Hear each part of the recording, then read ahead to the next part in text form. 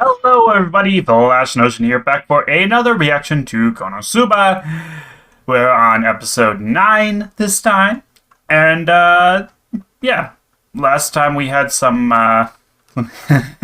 we had some whiz shenanigans, and some ghosts, and we moved into a house. I say we. Why do I always do that? I don't know. The main characters moved into a house. I think we're still at that house. I don't know. I don't know if this.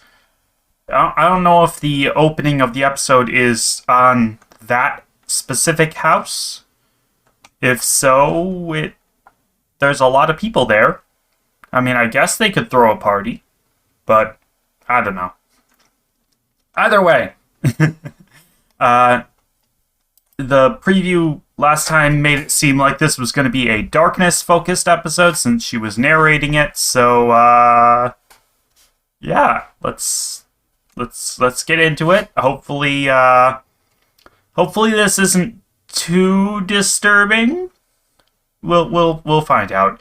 Okay, so we switch over, and yeah, then we get started in 3, 2, 1, and play.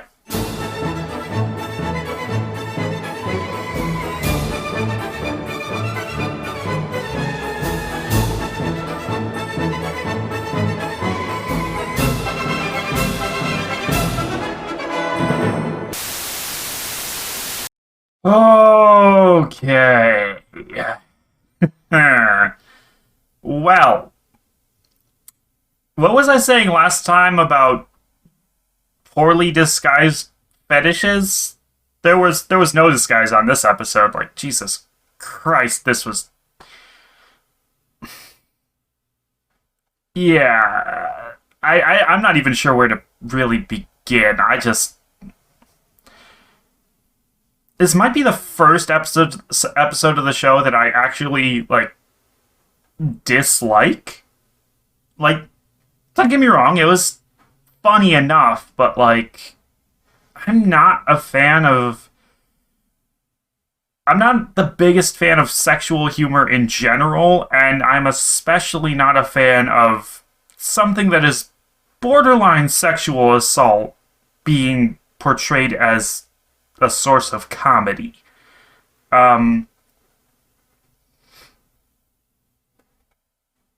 And also lying. Lying is not something I'm necessarily a big fan of. Lies of omission, you know, I can understand those. I can understand not telling people things. I can understand keeping certain things close to your chest and not letting other people in. But, like, when you're just straight up telling a lie, that's not cool, especially about something like this. Like, hell, I'd even accept, like, telling Aqua and Megumin the lie, but Darkness at the very least deserves the truth in that situation. Because, yeah, that was supremely fucked up.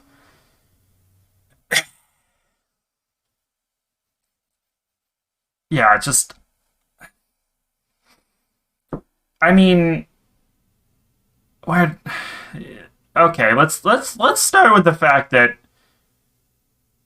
first of all, the fact that a place like that exists and doesn't have the clients stay in that place while they do the dream thing, and instead apparently invades their homes at night, like,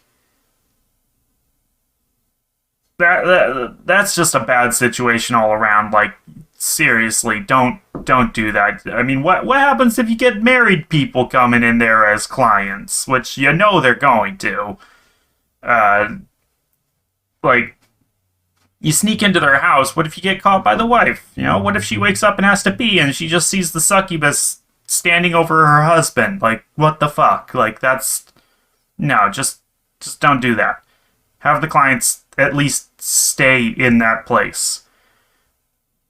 Come to think of it, would that count as cheating if you are married? I kind of feel like it would. Like, I don't know. Hmm. Yeah, that's a very gray area that.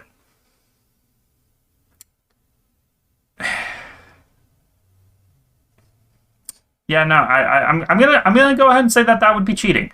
Um, like it'd be different, I guess, if you discussed it with the wife ahead of time and uh, like she was cool with it, but like if you just went there without talking about it beforehand, yeah, that would be kind of messed up.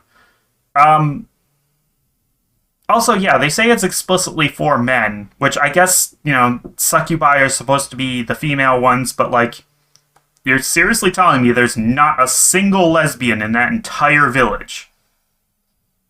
I don't buy it.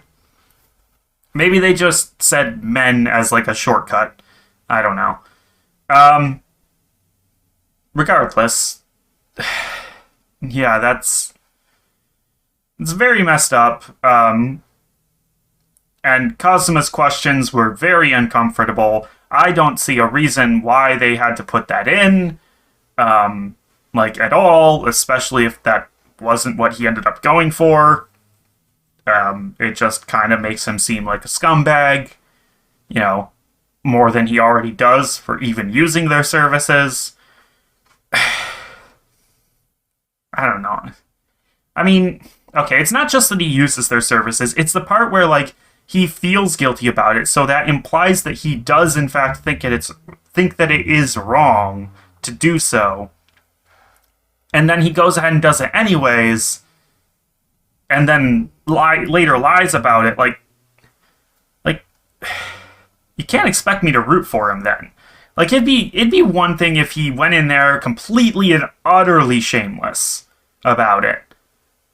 But the fact that there clearly was shame, I can't get behind it at all. Um, I mean, there's a stigma around sex work, but like, I don't know. It's one of those things where, like, yeah, don't. I'm not looking down on the succubi for like having that business. Like, it's obviously a very profitable business, and they very much, you know, are into it, so to speak.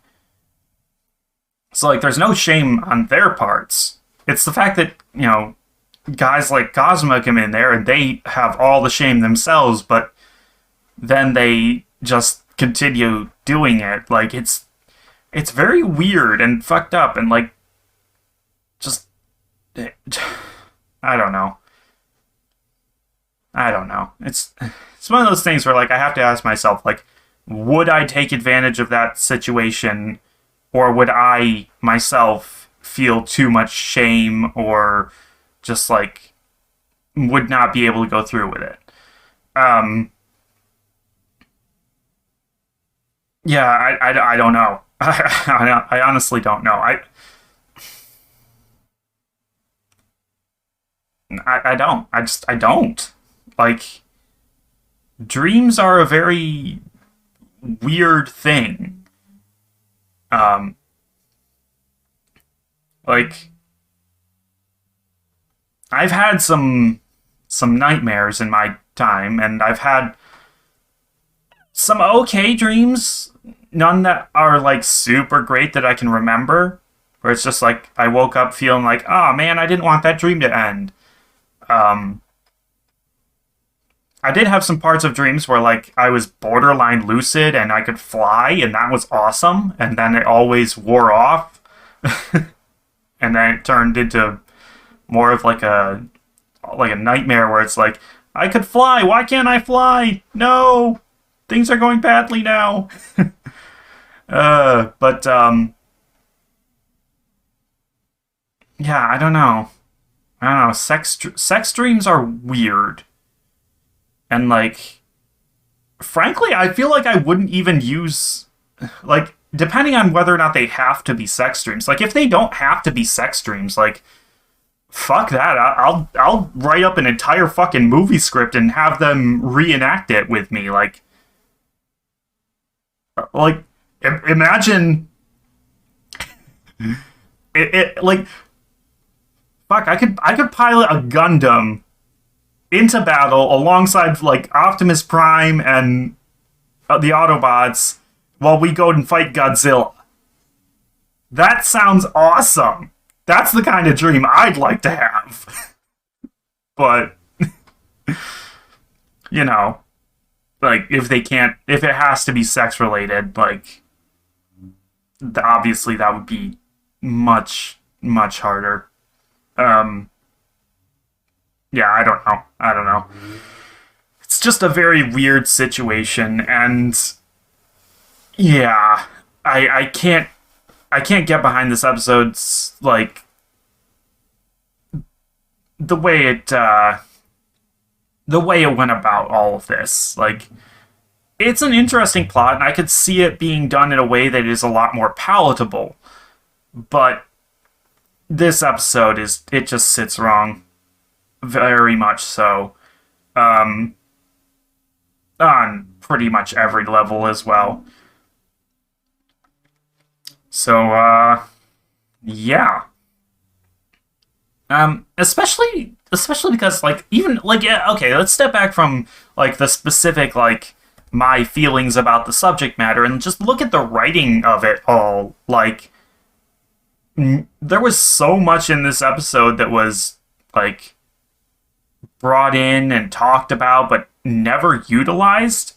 Like like the whole getting drunk cancels out the dream type of thing or whatever. Like that didn't come up beyond, Cosma heading to bed early type of thing. Like they could have brought that back in some way, shape, or form.